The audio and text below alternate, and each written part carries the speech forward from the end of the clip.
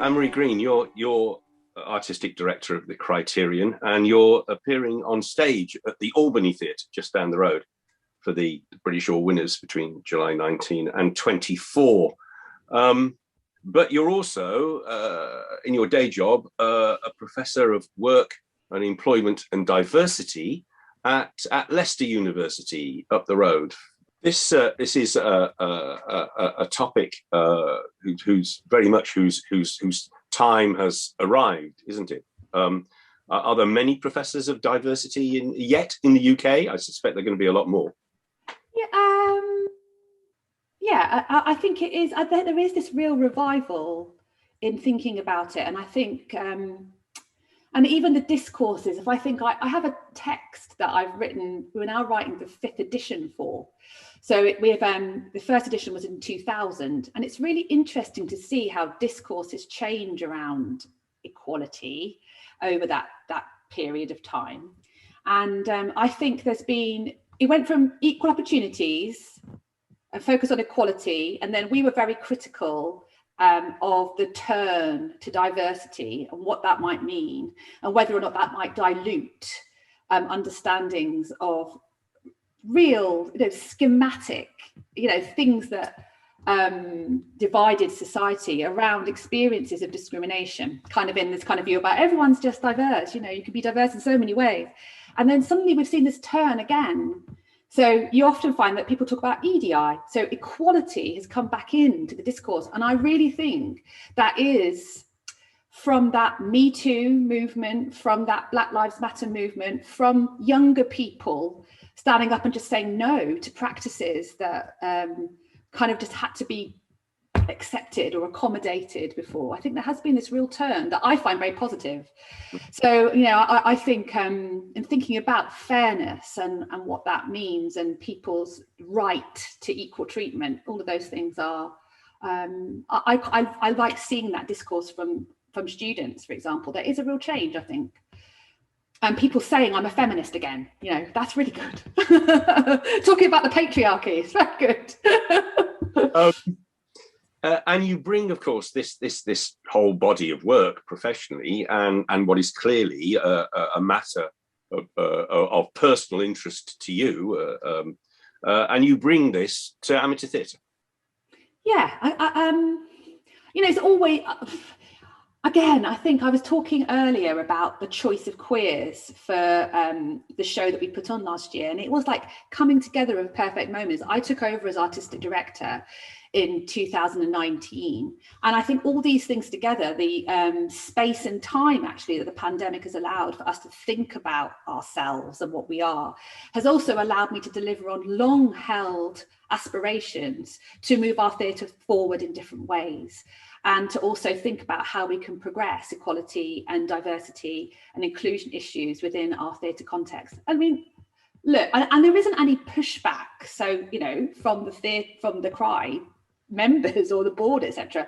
It's just that you need someone to take it forward and say, right, we're going to deal with this once and for all. We're going to actually sit down and engage with some of these things and work out why it is that we are predominantly white, why it is that, if we are predominantly white throughout our organisation. On stage, sometimes we're able to see more diversity of cast, but particularly in terms of race and ethnicity.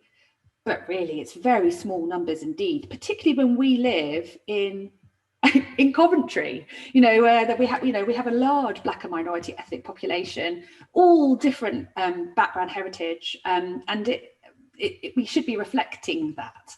And then taking that through to our crews and backstage, and also to our board structures. And you sit thinking about it, think something's going on here, because we think we're a really inclusive environment and we're really friendly and we have really strong attitudes about and principled ways of working about treating people fairly. But still, clearly, it isn't how we are viewed to the outside, or it's not how it feels when people come in. So yeah, we need to make some changes. And these are precisely the topics which are under discussion at the conference, the Drama Festival's conference, which is being held at the Albany in Festival Week on the the final Saturday of Festival Week on the 24th of July. And it's a conference on diversity and inclusion, in which you're playing a leading role. Yeah, I'm really honoured and privileged to be asked. So thank you very much. And yeah, I mean, I see it as an opportunity to just try and give an insight into what we've been trying to do at the Criterion. Well, first, why I think it's important that we deal with it. And secondly, don't be scared and just try and do something. And I'm going to use my own theatre as an example of what we're trying to do. And I'm not saying that we're going to be able to solve everything and we're going to be able to change overnight. It's going to be a slow process. But I really do think there are things that we can do differently. And part of that is just talking about it. And I think it needs to be out there, and we need to be having these discussions and thinking about these things. And so that day at the conference really allows us to delve in a bit deeper into some of those things, whether that be what my aspirations are for the theatre and some of the policies and action plans we're putting in place, and also then turning to, you know, our colleagues and friends and in the amateur theatre community. And so, for example, Alexander Mashur, who's leading the morning session with me, a wonderful actor who's been in a couple of my plays, so I'm very happy about that, and who is now a wonderful RSC actor, having made the decision to turn pro. He's going to come and talk about what it feels like to be in amateur theatre as a Black actor. And I think hearing those people's experiences, as well as reflecting on what we can do and how we can make things more positively inclusive, is just going to be really valuable for our sector, for our community. And it applies across the board, doesn't it, really? Because, I mean, we all go to the theatre, we go to amateur theatre, we go to, in the case of some of us, we go to festivals. One struggles to think of a single festival, a single group, which immediately presents itself as being ethnically diverse, never mind anything else. I mean, it seems to be across the board, doesn't it, really? Yeah, I would say so. And I think there is a move, a change. I mean, I'm part of the Little Theatre Guild, because we're a theatre that own our own building. So that's the Little Theatre Guild kind of. There was an AGM at the weekend, and diversity was an issue for the AGM for the first time. And there were some really interesting discussions there. But see, this isn't just about representative diversity for me. I mean, I think it is not good that we sit within a city that is very ethnically diverse, but our theatre company isn't. I think there is a problem there. But it isn't just about representing your community. It's about what diversity can do to your creative innovation. And having a real diversity of stories to tell can be incredibly exciting for your programming, and can maybe make you a much more appealing theatre and a prospect for people, for a wider audience. And I think we do need to engage with some of those things. I mean, I was actually surprised, because I consider myself, I was a professor of equality and diversity, pretty right on, you know, pretty forward thinking and progressive. But then I had a question asked by Georgia, actually, who I'll come on to later, who's going to be she's in the cast of Queers, and she's going to be part of the programme on the conference day. She just said to me, how many plays have you read by female Black playwrights in the last year, you see? And I said, oh my goodness. Well, the big thing is that I don't know. So it's not something that I have been cognizant of when I have been reading plays. So I have actually made a really big effort within my programming to read lots more plays by female playwrights, because they are underrepresented in what we see and what we put on. And so I've been making a real effort.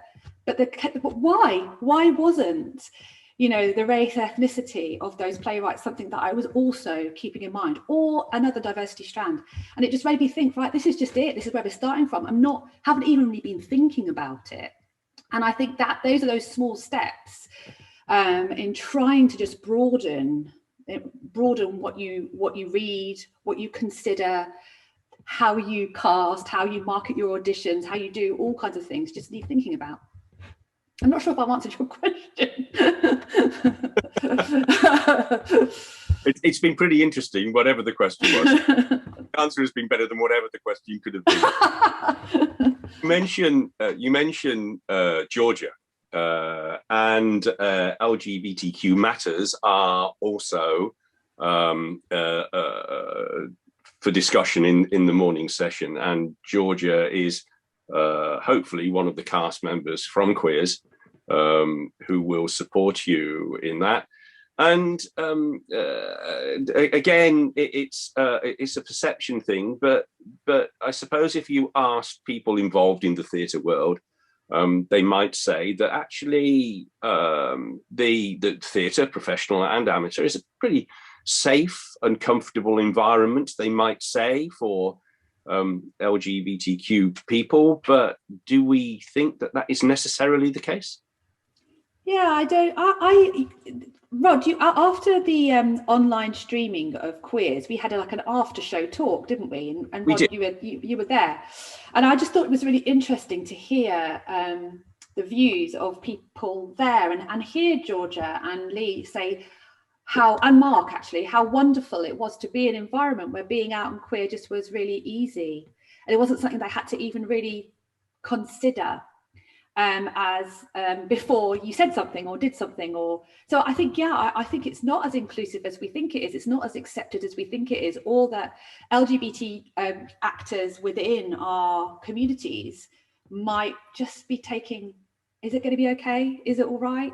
I don't know if there actually are practices, things that are said, things that we do that are not as broad in terms of accepting people's different lifestyles, just perhaps stereotypes that people have, and kind of assumptions about people's lives or how they lead them, or their domestic situations, or a number of things.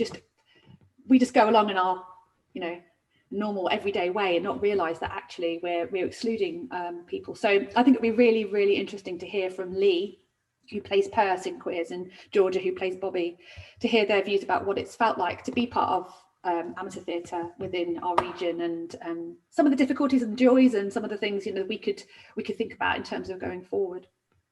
I've been part of some of the discussions, not only in that party Zoom party after Queers, and having seen the show myself, obviously. But yes, wherever one is personally on the journey, one finds that an eye-opening moment comes at almost at every turn, doesn't it? And you think, oh, I never thought of that. Oh, yeah. I thought I knew about it, but actually, that's something that, because that hasn't been my experience, and therefore I don't know it. I mean, there is. I think that what one might say to anyone in the amateur theatre world contemplating coming to the conference or not is, honestly, in all modesty and humility, there is a lot to learn. Yeah, or for all of us, all the time. I just think, every day. And and as you say, odd thing. Strange thing, like something that my children say, or something that just happens on the street, or just a reflection of something, will just make you view things in completely different ways.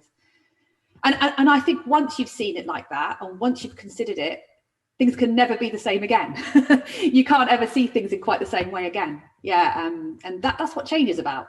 But I really want that conference day, and we've been talking, so the people involved in it, so myself and Alex and Penny and Ian, just talking about how wanting it to feel a very safe space for all of those congregated people to talk about the difficulties and the worries that they have, and their fears, and I think we can proactively move forward then if we're in that space. I mean, very clear, we're going to have an environment that's going to be very, have dignity and respect at its heart. Yeah. But yeah, it should feel like a space to really try and collectively learn. I think that would be a really good outcome. Well, it's going to be I think, fulfilling, as well as and enlightening for sure. And you, Anne-Marie, you kind of bookend the week for us, don't you? Really. There you are on stage with the Criterion on the Sunday night, and opening the show with an entirely appropriate show to, you know, the theme, the feel of the week. And there you are on the Saturday, the following Saturday, with Alex and others leading the discussion. So, I mean, you're right there, front and center of the whole thing. How did that happen? Well, I do know, actually. But I mean, just, you know, from the point of view of the National Drama Festivals Association, which I happen to be a council member, but and speaking as a Coventrian myself, you know, I mean, just a big thanks to you for stepping forward like this and embracing it all and being your usual enthusiastic self. And yeah, it's going to be great. Look forward to seeing you there, front and center throughout the week.